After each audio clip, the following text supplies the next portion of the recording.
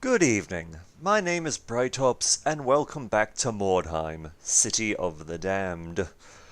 After a couple of minor setbacks, the Iron Wolves have licked their wounds and we're going to push on in the name of profit.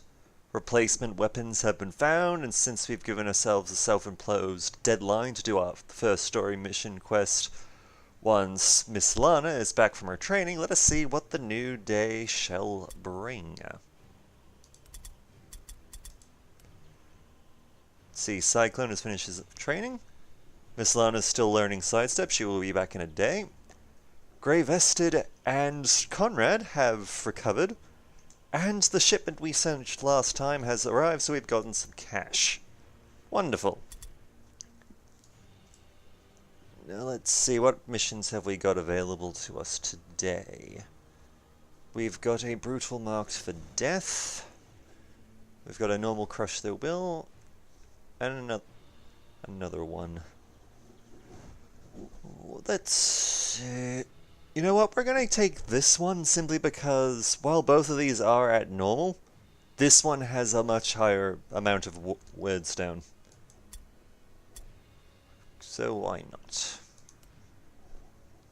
Your scouts reported a secret cache of equipment in the ruins, but recovering it has become no easy task.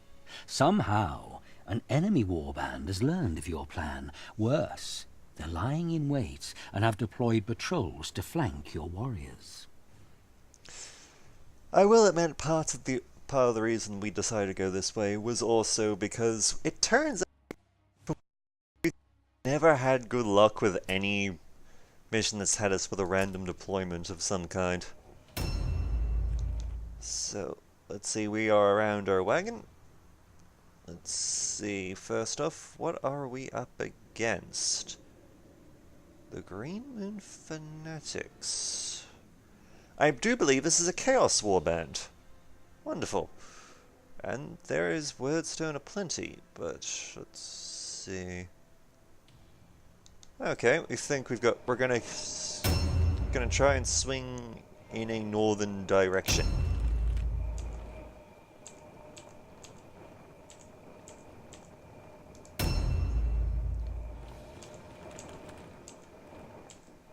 Though, yeah, we will have our man move there.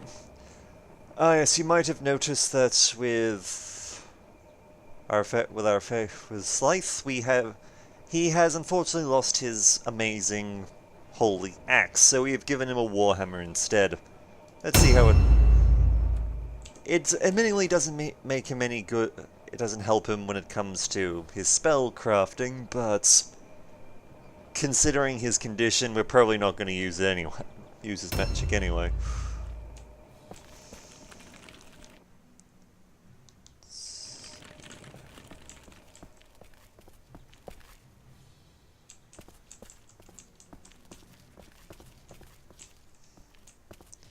Ah, here we go. Off to a good start, we found a shard. And you may have also noticed that...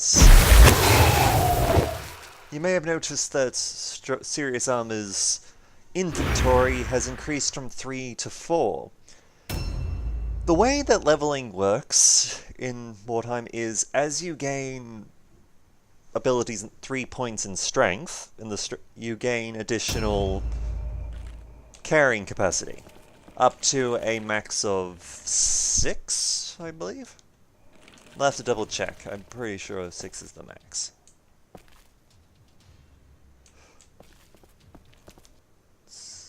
Okay, we'll be heading this way.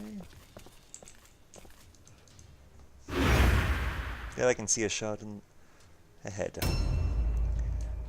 Now, I believe last time we were talking about the elves. And namely, we were working with Malakath's father.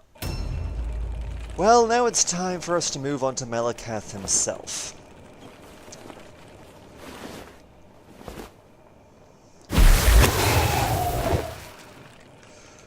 Malakath, after the death of the first Phoenix King, there was some debate over who should be the new who should succeed him. There were, of course, Meliketh being being the son of the previous king. What the hell? Oh. Oh, he somehow hurt himself. Not sure how, but whatever.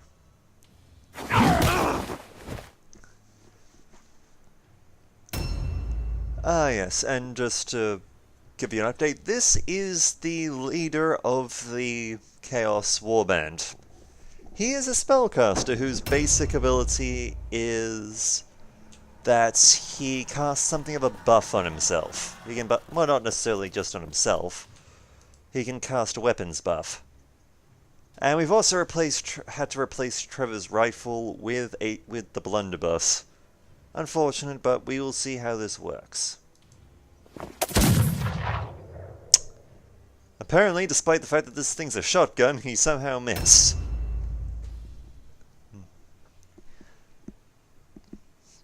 But yes, after the death of the prior Phoenix King, the various elven princes came together in order to vote for a new one. Meliketh naturally assumed that since he was the son of the previous Phoenix King, that he would be a fine heir. However, the other Phoenix Kings were a bit sus about that. Partially because of Meliketh himself, they didn't trust Meliketh. Because despite the fact that he was a strong warrior and an amazing sorcerer, there was something about his attitude that just rubbed them the wrong way. There was also the minor fact that if he was elected Phoenix King, he would be inclined to have children with his half-sister, though honestly, considering royalty, that was probably a somewhat lesser concern. Don't you just love history? A new round has started. So in the end, they ended up electing a Phoenix King called Bel-Shana. Of course, Meliketh at first seemed kind of okay with the arrangement. He had other things he needed to worry about, such as the realm that he was currently directly controlling, having something of a chaos cult problem. See, a cult of pleasure that's in service to the god/goddess Slaanesh. It is complicated, don't want to get into it. Decide what formed in the area, which makes a lot of sense when you consider the fact just how big of an orgy and torture central the place actually was. But after the whole demon incursion thing, it was really not welcomed. So Meliketh went home in order to sort that out. And after quite a bit of investigating, he found that his mother Mothra, or Mothri, depending on pronunciation, not only was a member of the cult, but was actually leading it. Which was somewhat bizarre because she had originally been rescued from a chaos cult of Slaanesh by Meliketh's father years before.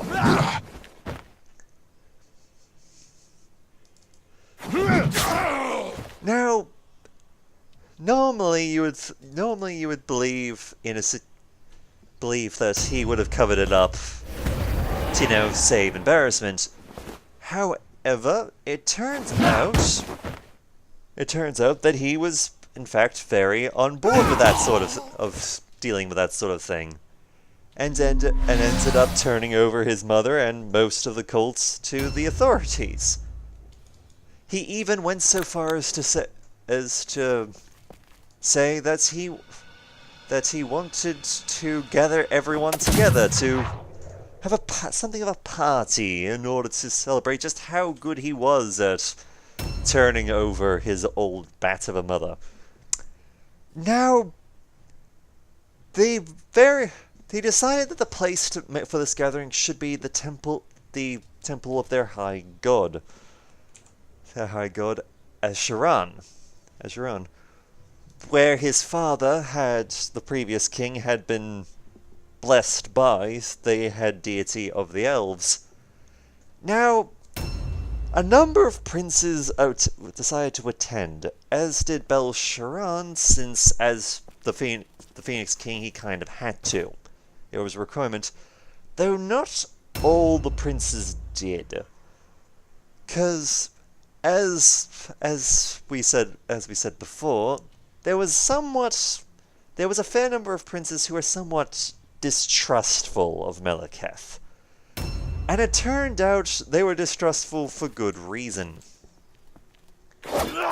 Once a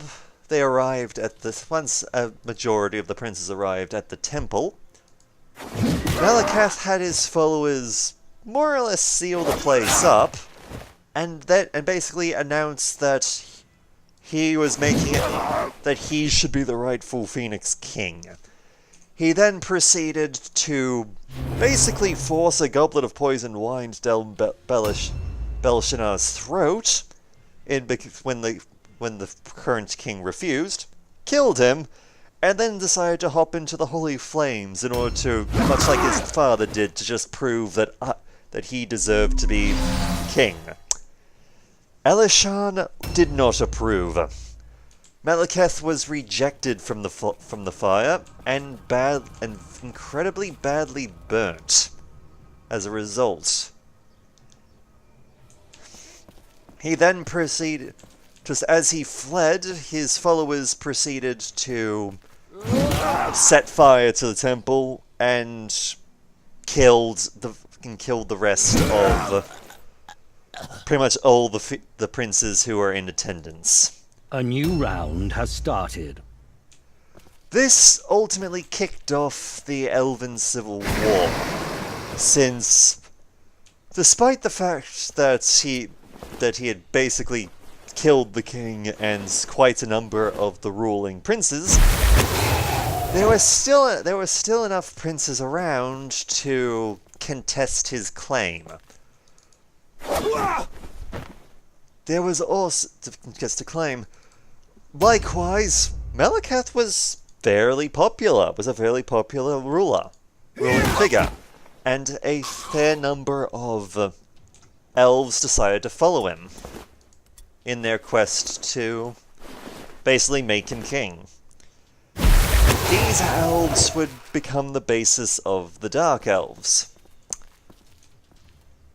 Now, during the war, one of the princes, Prince Kellador, became pretty much the leading opposition of Meleketh, and more or less ascended to leadership position of. He basically ascended to Phoenix King via the war. He admittingly wasn't the greatest of fighters, and he knew he wasn't the greatest of fighters, so he ended up empowering and finding those elves who were good at the whole thing. In this case, he picked an elf called Tactus. In hindsight, I may be getting my history a little mixed up. Kellador is a somewhat popular name for Phoenix Kings, since Kellador II, who would come a bit late, who I can't recall if he was the heir of this Kellador, or if he came a little bit later on, but he would be the Phoenix King who was in charge, and whose arrogance more or less caused the whole War of Vengeance thing to happen. But in the end, the Civil War lasted decades, if not centuries. It lasted a while. But in the end, Malakath and his followers were either killed or exiled. From the elven homelands into a rather heavy ashened area. And we are going to just quickly turn around, because Scythe is not in a position to fight that.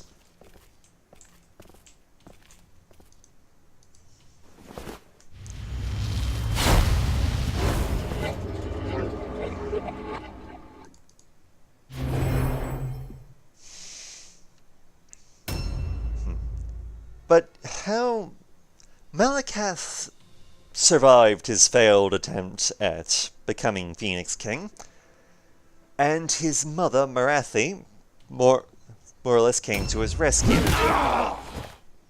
She had him using various powerful dark magics and some incredible enchant, and bringing into the employ of some incredible forgers and enchanters. She developed a set of armor that was called, effectively, the Midnight Armor, and more or less had it infused with Malakath, had him permanently encased in it. And the armor worked as something of a life support system, allowing him to more or less survive his wounds indefinitely.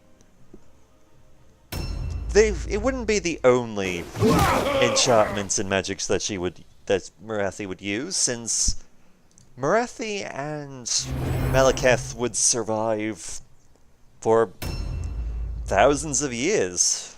And I'm not just... I mean, like 6,000 plus. 6,000 plus years. Which, even by Elven standards, is incredible. Since they only tend to live for... They can live for a long time, and with magic they can even live for longer.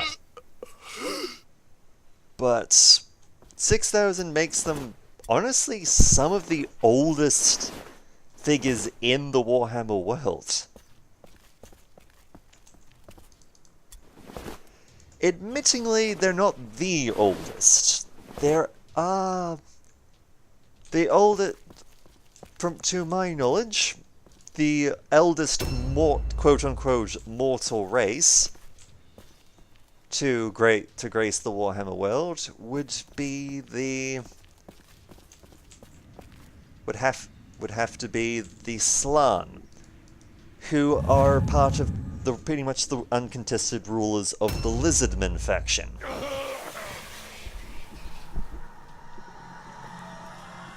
But this is not their story.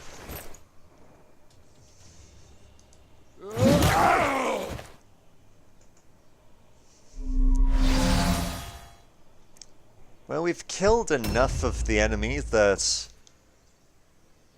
their forces are fairly close to breaking, and we haven't even seen their... We are not going that way, because that would be crazy. Also somewhat crazy. As much as I would love to have Scythe go into battle, I'd rather him not. Actually, hang on, I'll grab that shield. I will grab that shield. We've been somewhat low on those lately.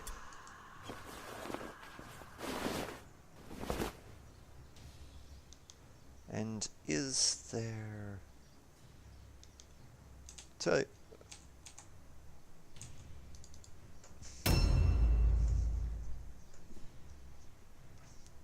Let's see, we've eliminated at least 2 of their heroes.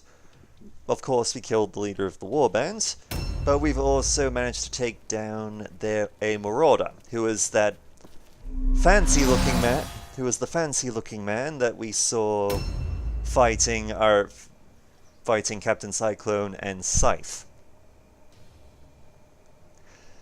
Now the Marauder has... I do know for a fact the Marauder has some benefits towards charging. He gains bonuses for charging by default, but as he levels up, he's one of their classes that gains mutations. Now exactly what mutations he will receive is random, but this can vary between, say, having say, a crown of bones that, while it makes it impossible to wear a helmet, also makes him highly resistant to stuns. Or having a new round has started. Or having claw-like feet, which allow him to move a lot faster than he should.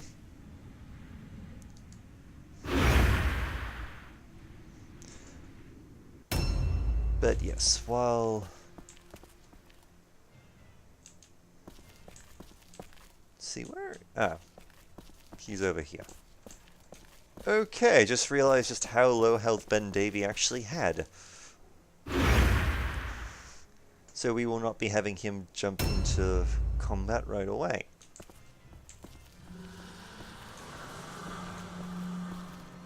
If you're wondering why I'm not really trying to gang up on these Dark Soul henchmen, that Dark Soul is what they're called, it's because they're immune to fear.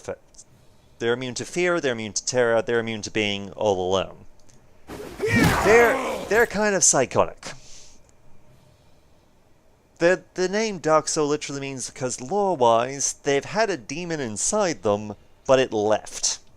It found them wanting and decided it didn't want to stay. And the process kind of drove them nuts.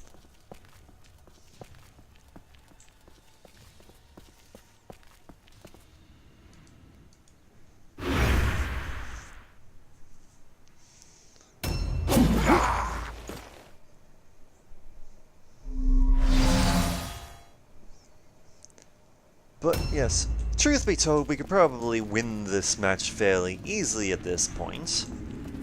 But right now this seems like an excellent opportunity to try and get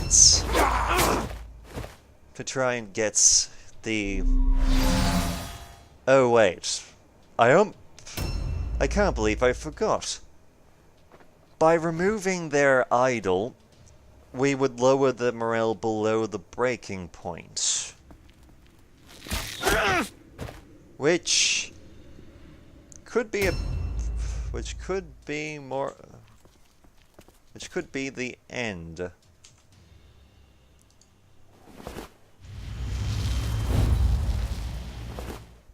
However, on the plus side, we'll also have the opportunity to more or less loot their car, see if they've got anything worth having, and maybe they'll resist breaking once their morale goes down.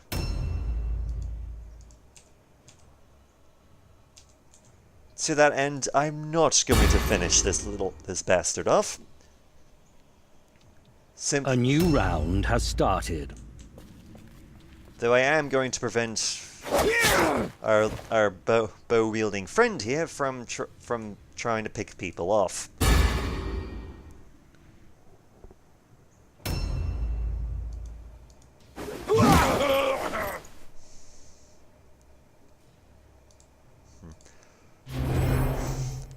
I will admit, I can't wait for characters to level up a bit so that they can actually... Oh, whoops. That was not intended. I was meant to... Oh well, sometimes one can get a bit too click-happy. Oh well.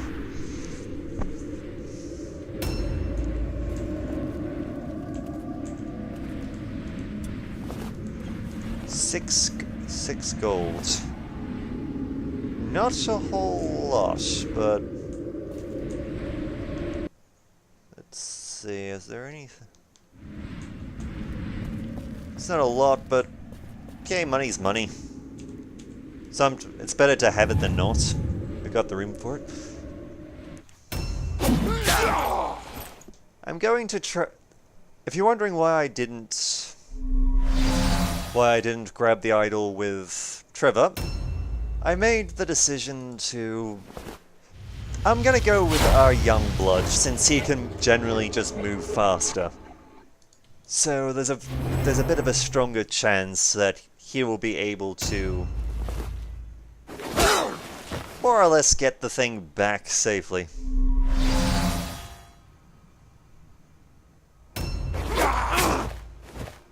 At least before we either A, end up killing most of the enemy warband, or at the very least before they start killing us. Because I am doing something of a delaying action.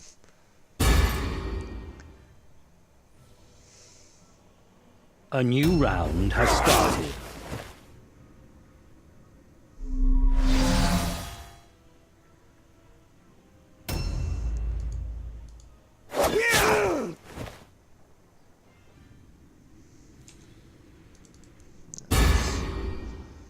Let's see what... Ah, yes, I should probably, while I'm thinking on the subject of the elves, we've heard about the birth, we've heard about how we've ended up with high elves and the dark elves. Basically the high elves are the ones who live in their homelands normally, and the dark elves are the ones who followed Meleketh. But there is another type of elf, the wood elves. And they were somewhat related, and they are very much related to the War of Vengeance we talked about a few episodes ago. Since the elves' homeland is originally island-based. They live on an island in the middle of the sea, and in the period before the War of Vengeance, they had various colonies in the old world, or basically where, as it's called, where humanity's empire, and they broke. Unfortunate, but this happens in Crush Their Will, and we didn't lose anyone. Wonderful. Let's see what the damage is. Vanquishing the foe upon the field of battle is a great feeling. It is even better when you're getting paid for it. Indeed it is. It's unfortunate that we missed out on a couple of points of XP since we didn't finish some people off, but a win's a win. And going for 3 XP for everyone was honestly worth the risk. Outstanding. Cyclone's leveled. Wonderful. Sirius gone up. Trevor's gone up.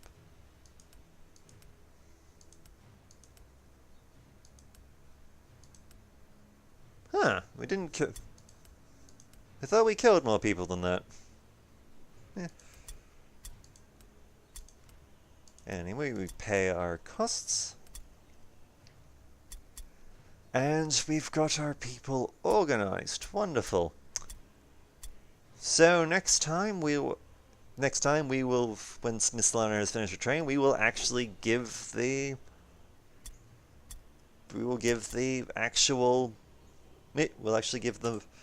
quest mission a chance to see we'll see what we can do.